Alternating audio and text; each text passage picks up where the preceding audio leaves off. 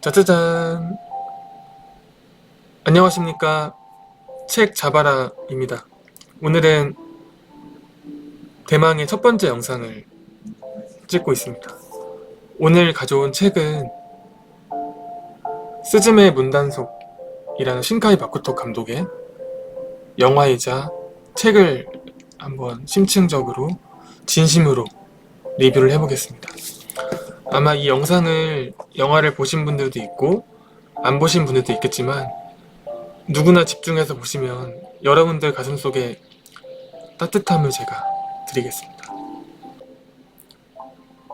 제가 처음 써놓은 멘트입니다. 여러분들은 이 영화를 보고 어떤 멘트가 기억이 나십니까? 저는 단연코 이 멘트였어요. 이 멘트 언제 나온지 아시나요? 저는 영화든 책이든 그런 장면들을 생생하게 기억해내는 게 그런 게 남는 거고 얻어가는 거라고 생각해요. 반대로 기억이 남지 않으면 그거는 그냥 감상을 한 거죠. 이 장면은 소타를 구하러 할아버지가 입원한 병원에 가서 나눈 대화의 한마디. 할아버지께서는 너는 무섭지 않나? 내 손자는 이미 저 세상에 가 있다. 그때 스즈메가 저는 무섭지 않아요. 죽고 사는 건 그냥 운이라고 어려서부터 쭉 생각해 왔는 거예요. 이 멘트를 했을 때 여기서 죽음이라는 게 나오는데 여기서 말하는 어려서부터는 극 중에서 4살 때 말합니다. 어떻게 해야 4살 때부터 죽고 사는 걸 운이라고 생각할 수 있을까요? 저는 그게 너무 놀라웠어요. 왜냐면 모든 사람은 언젠가 죽기 때문이죠. 보통은 나이가 들수록 그 사실을 깨달아갑니다. 아, 내가 얼마 안 남았구나. 하고 싶은 거 하면 살아야겠다. 그치만 스즈메의 나이에 깨닫는 거는 거의 불가능에 가깝죠. 죽음에 맞닿았을 때 사람들은 제2의 인생을 살기도 합니다. 스티브 잡스는 2005년도 스탠포드 연설에서 이런 말을 했어요. 키워드 3가지로 연설을 했는데 Connecting the dot, 과거의 점을 이어라, 이런 말도 나오고 마지막 3번째가 death, 죽음이었어요. 내가 그분께서는 췌장암을 앓고 나서 그거를 기적같이 치료한 이후에 내가 정말 죽을 수도 있겠구나. 내가 오늘 아침 거울을 보면 내가 오늘 마지막이라면 나는 어떻게 살아야 되나. 이런 무릎을 안고 애플이라는 혁명을 탄생시켰죠. 그치만 어떤 삶을 살아야 스즈메처럼 그 어렸을 때부터 온이라고 죽음을 바라볼 수 있을까요? 저는 그 울음에서부터 스즈메의 문단속은 만들어졌다고 생각합니다. 이 멘트는 마지막에 나옵니다. 중요한 말입니다. 2022년 신카이 마코토 감독의 장편 애니메이션. 그는 초속 5cm, 너의 이름은, 날씨의 아이, 그리고 지금 스즈메의 문단속까지 재난 3부작 영화인 거 아시죠? 그의 만화를 보고 있으면 가슴이 따뜻해집니다. 그 일본이란 나라에 문화가 온전히 담겨있기 때문이라고 저는 생각합니다. 학창시절에 저는 김구 선생님이 그런 말씀 하셨어요. 내가 오직 하나의 힘을 가질 수 있다면 그것은 바로 문화의 힘이다. 왜 그 일제강점기 때 부국 강병을 문화라고 했을까요? 저는 그 시절에는 절대 몰랐어요. 근데 저는 신카이 마코토 감독의 영화를 보고 있으면 그때 김구 선생님이 말씀하신 그 문화의 힘을 왜 그렇게 목 놓아 외쳤는지 조금은 알 것 같아요. 그거를 한번 알아보죠. 여러분은 누군가 없는 세상이 무섭고 두렵고 살아갈 의미가 없다고 느껴본 적 있나요? 저도 아직 불행하기도 없는 것 같아요. 이 영화는 동일본 대지진을 추모하는 재난 3부작 영화입니다. 동일본 대지진은 2011년도에 3월 9일에 발생했으며 무려 15,000여 명의 국민이 희생이 됐습니다. 저는 리뷰를 쓰면서 이 숫자를 알았어요. 그 당시의 기억이 어렴풋이 나지만 저는 이 정도로 많은 인원이 이렇게 돌아가신지 몰랐어요. 그런 게 참 영화의 힘인 것 같아요. 일본에서는 이미 1,000만 명을 넘었고 아마 저는 그 많은 관객분들이 이 영화를 보면서 그 당시를 떠올리고 당사자분들께서는 큰 위로를 받고 밝은 미래를 그렸다라고 확신합니다. 스즈메는 4살 때 지진으로 엄마를 잃습니다. 그렇지만 스즈메의 엄마는 이런 의자를 생일 선물로 직접 만들어줄 정도로 되게 능력있고 굉장히 좋은 엄마였어요. 그리고 영화 초반에 추위에서 헤맬 때 이 의자를 안고서 쓰러져 있죠. 그때 타카키 이모가 와서 스즈메를 찾고 나서 스즈메 이제 나와 함께하자, 내 아이가 되려, 이런 말을 합니다. 그렇게 이모는 스즈메를 양육합니다. 어느덧 17살이 된 스즈메는 쇼타를 보고 첫눈에 반하죠. 간혹 이 영화를 비평할 때 이런 말을 하는 분들이 있어요. 아니 그 여자애가 잘생긴 남자한테 금사빠에 빠져서 스토리 흘러가는 게 말이 되냐. 저는 이 말을 듣고 어떤 생각을 했냐면 이런 말을 한다는 거는 영화를 제대로 안 봤다고 생각해요.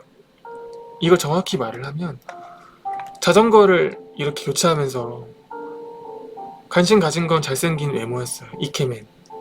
그치만 어찌됐든 스즈메로 인해서 쇼타는 다이진을 스즈메가 부활시켰고 의자로 만들잖아요.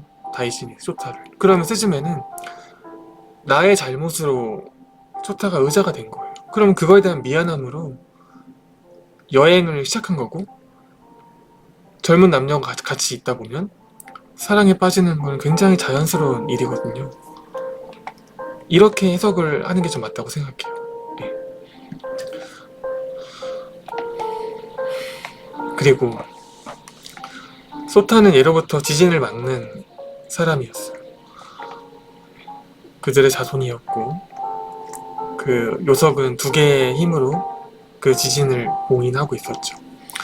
그치만 스즈메가 우연히 그 요석을 뽑아서 다이진이 이렇게 나와버린 거죠.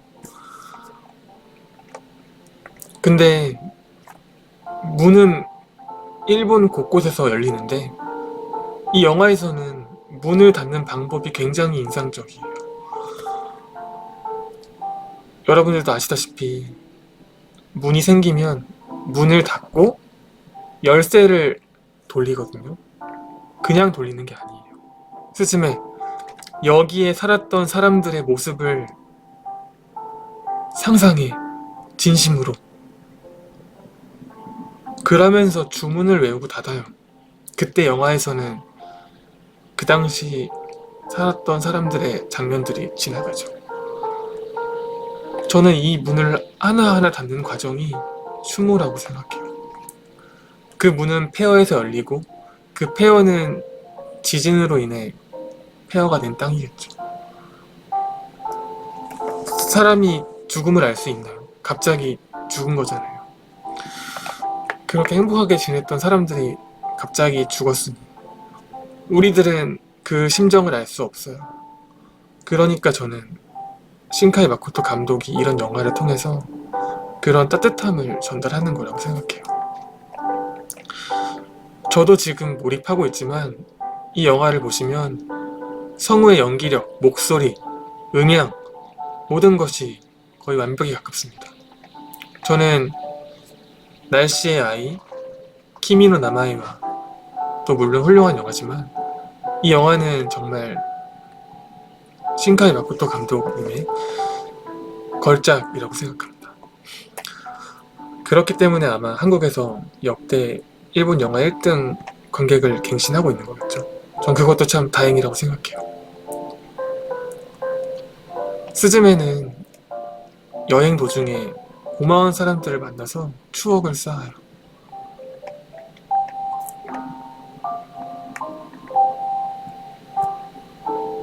그때 저는 그 나라의 문화의 힘을 느낍니다. 일본으로 여행 가신 분들은 알겠지만 여행객들에게 굉장히 친절합니다. 제가 갈 때만 해도 길을 직접 알려줬어요. 따라 저로 와서. 저는 그런 걸 느끼면 당연히 그 나라에 대한 그런 잔상이 당연히 좋게 남겠죠. 저는 그런 게 정말 문화의 힘이라고 생각해요. 지금은 우리가 이웃의 가치나 공동체의 문화, 여행에서의 설레임 같은 게 많이 퇴색됐다고 생각해요. 근데 이 영화에서는 사람 냄새가 담겨 있어요. 처음 보는 사람을 의심하는 게 아닌 반갑게 맞이해주고 추억을 쌓고 각자의 터전으로 헤어짐을 앞둘 때는 다음을 기약합니다. 어떻게? 스즈메 또 놀러와줘. 저는 일본 여행 갔을 때 이런 걸 좀 느꼈던 것 같아요. 사람이 어떤 장소로 여행 가서 그런 추억을 떠올릴 수 있으면 그런 게 행복한 삶 아닐까요? 저는 이런 게 문화의 힘이라고 생각합니다.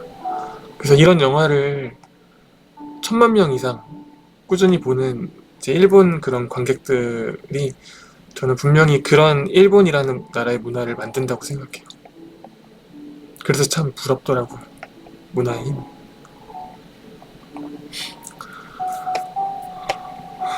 쇼타는 결국 깨닫습니다. 아, 내가 다이진과 역할이 바뀌었구나. 아, 이제 끝인가. 이렇게. 하지만 난 너를 만나. 스즈메를 만나. 사랑을 느끼고 있는데. 이렇게 죽어야 한다니. 너무 슬펐어요.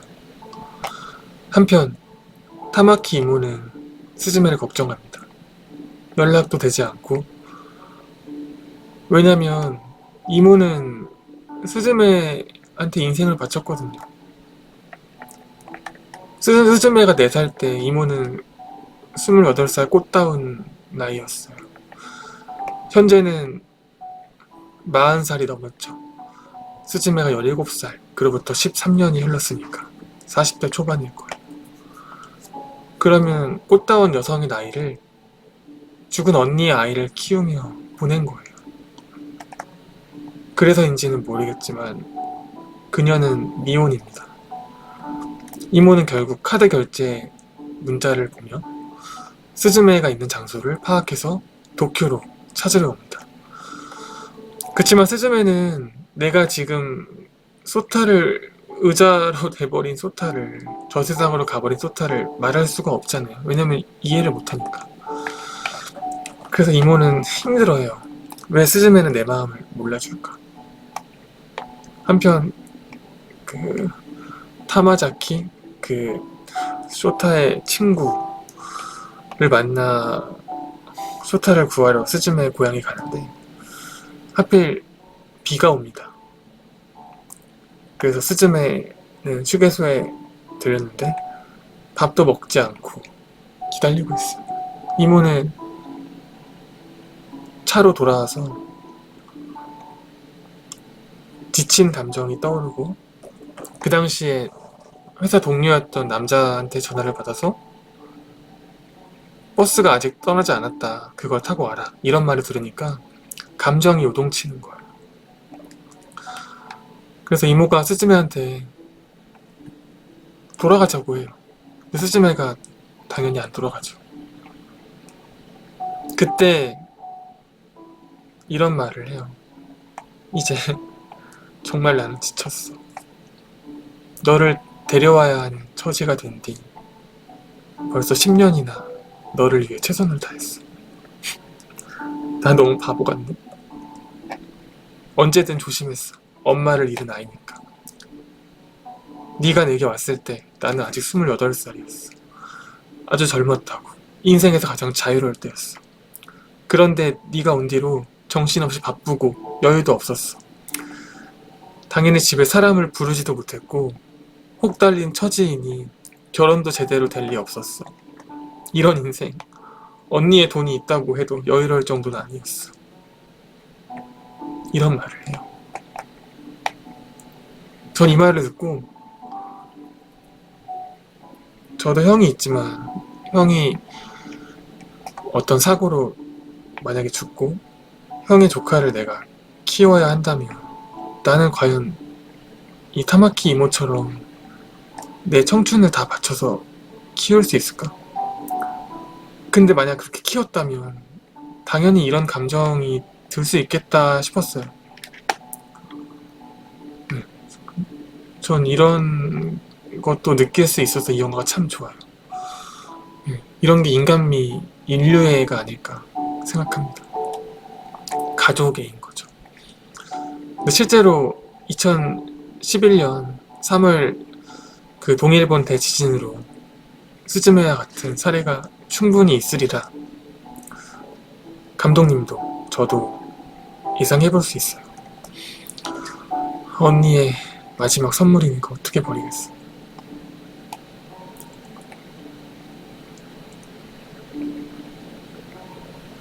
그리고 나중엔 화해합니다.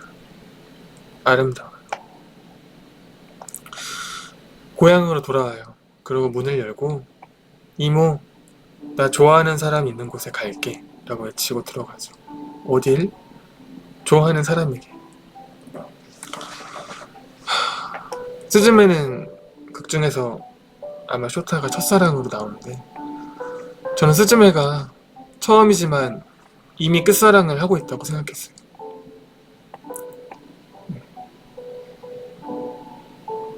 부럽더라고요. 근데 아까 처음 제가 했던 말 기억하시죠? 스즈메는 4살 때부터 죽음이 두렵지 않았어요. 근데 소타를 구하러 가서 소타를 앞에 두고 그 비석을 뽑을 수 없을 때 이런 독백을 해요. 나도 더 살고 싶어요. 목소리를 듣고 싶어요. 혼자는 무서워. 죽는 게 무서워.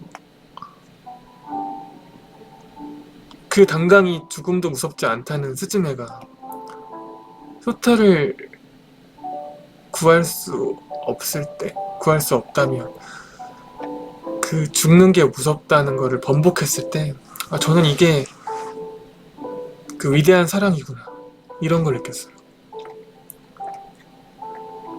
그런 스즈메가 사랑하는 사람을 눈앞에서 볼 수 없다면 무섭다고 외치는 이런 사랑은 정말로 위대한 것 같아요. 그리고 위대한 사랑은 결국 소타를 구해냅니다. 고양이를 감동시켰죠. 다이진을. 그리고 이제 처음으로 돌아옵니다. 엄마를 애타게 찾는 4살의 스즈메로.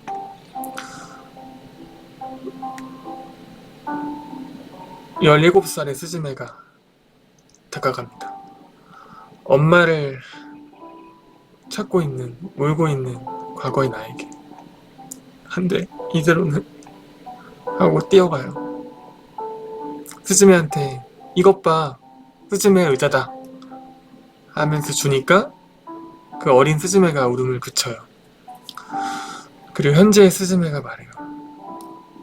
지금부터 나오는 대사에는 인류의, 가족의, 자녀의 악역, 좌절하고 있는 아이에게 희망과 용기를 주는 어른의 모습 등 저는 이 소설의 핵심 메시지는 물론이고 김구 선생님이 그토록 갖고 싶어 했던 문화의 힘을 그대로 담고 있다고 생각합니다. 있잖아, 스즈메. 지금은 정말 슬퍼도 스즈메는 앞으로 아주 잘 자랄 거야. 그러니까 걱정하지 마. 미래 같은 거 무섭지 않아. 있잖아, 스즈메. 너는 앞으로 누군가를 좋아하게 되고 너를 아주 좋아하는 누군가와 많이 만날 거야. 지금은 캄캄하기만 할지 모르지만 언젠가는 꼭 아침이 와. 아침이 오고 또 밤이 오고 그것을 수없이 반복하며 너는 빗속에서 어른이 될 거야. 틀림없이 그렇게 돼. 그렇게 되도록 다 정해져 있어. 앞으로 무슨 일이 일어나도 아무도 스즈메를 방해할 수 없어. 너는 빗속에서 어른이 될 거야. 그 말을 들은 4살의 스즈메가 이렇게 묻습니다. 언니는 누구야? 나는 말이야. 나는 스즈메의 내일이야. 내일 일한다. 하면서 엔딩 크레딧이 올라갑니다.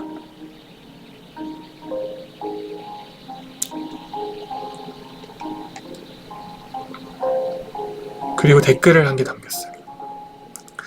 3번째 영화를 보고 나서 놓친 부분이 있더라고요. 스즈메는 4살 때 엄마를 잃었을 때 일기를 썼어요. 하지만 그날의 기억은 검은 펜으로 다 채워져 있죠. 그 어린 나이에도 기억하고 싶지 않은 끔찍한 기억이었을 거예요. 꿈속에서 엄마를 잃고 헤매던 자신의 모습은 쇼타를 구하러 집으로 돌아와서 생각해보니 꿈이 아니었던 거예요. 그래가지고 마당에 묻은 그 일기를 찾아요. 실제로 그 장에는 찍찍 어둠으로 그어져 있더라고요. 그리고 그 앞에서 나온 그 문을 이제 들어가요. 쇼타를 구하러. 내가 대신 요석이 되려고. 그분은 그 고향이 스즈메가 4살 때 지진으로 잃어버린 그 세상을 저 세상으로 해석하시면 돼요. 그럼 나는 그 4살의 그 우리 엄마를 뺏어갔던 그 지진을 막으러 가는 거예요. 근데 그 지진을 막으러 가는 그때 쇼타도 거기에 있는 거예요. 그래가지고 그게 이문이었어요. 제가 이걸 3번째 보고 깨달았어요.